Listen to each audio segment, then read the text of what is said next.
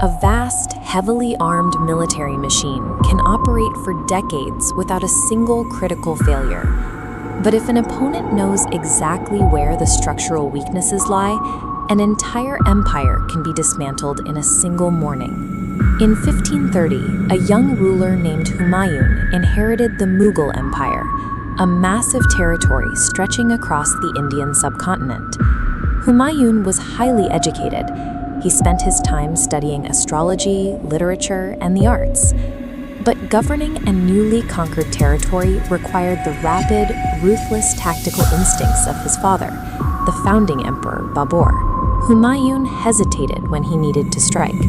He also lacked the support of his own family. His three brothers governed separate regions of the empire, and when military campaigns required a unified force, they regularly withheld their troops and resources.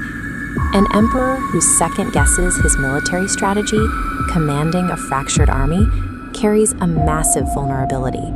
It just takes the right opponent to spot it. While Humayun was occupied with military campaigns in the west, he left a power vacuum in the eastern province of Bahar. An ambitious Afghan commander, Farid Khan, recognized this opportunity. He earned the title Sher Khan, the Tiger King, by reportedly killing a tiger single-handedly. Rather than openly challenging the Mughals, Sher Khan avoided drawing attention. He spent his time quietly building an independent power base, constructing heavy stone fortresses like this one, collecting taxes, and gathering a fiercely loyal army. The conflict was inevitable. A fragmented monarchy was now facing a highly focused commander who had spent years engineering a way to dismantle it from the inside out. By 1538, Humayun recognized the threat in the east. He marched a massive army toward Bengal, assuming his overwhelming numbers would guarantee a swift victory. Sher Khan refused to fight. He simply pulled his forces back and allowed the Mughal army to march straight into Bengal, where Humayun decided to halt and rest his troops for several months. The trap was geographical. While the Mughals relaxed, Sher Khan's forces circled behind them and methodically severed the roads. They captured the communication lines and completely blocked the delivery of food and reinforcements from the west. Humayun believed he was gaining territory. In reality, he had marched into a tactical dead end, leaving the fate of his entire army in the hands of the man he was trying to defeat. Realizing his supplies were gone, Humayun ordered an immediate retreat. By June 1539, his exhausted army reached the banks of the Ganges River at a town called Chausa, only to find Sher Khan's forces blocking their path. The two armies stared each other down for days as the monsoon season arrived. Torrential rains turned the camp into a swamp, destroying Mughal morale as troops lived in deep mud and constant moisture. Sher Khan deliberately held his ground. He let the weather degrade the Mughal army, knowing that conventional military logic dictated that no commander would launch an offensive in such extreme rain. The Mughals lowered their guard.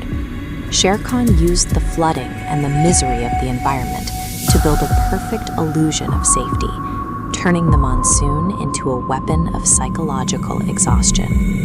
On the night of June 25th, the rainfall was exceptionally heavy.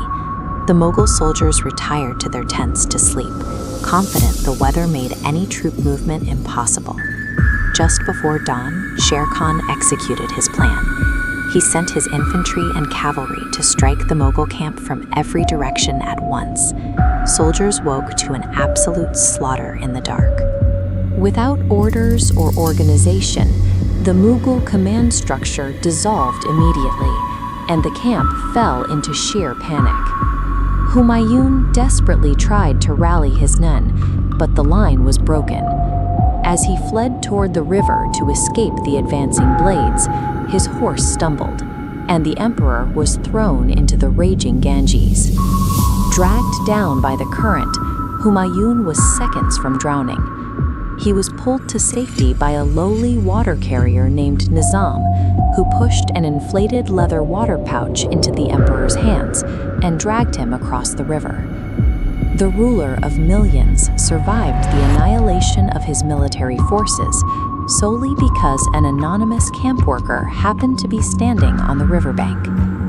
Humayun made it across the water, leaving thousands of his men dead in the mud and the bulk of his military hardware abandoned. Standing victorious over the ruined Mughal camp, Sher Khan officially crowned himself Sher Shah. The patient Afghan tactician had seized total control of northern India. The disaster at Chausa crippled Humayun's military capacity. He suffered a final defeat at Kannauj exactly 1 year later, forcing him into a brutal 15-year exile.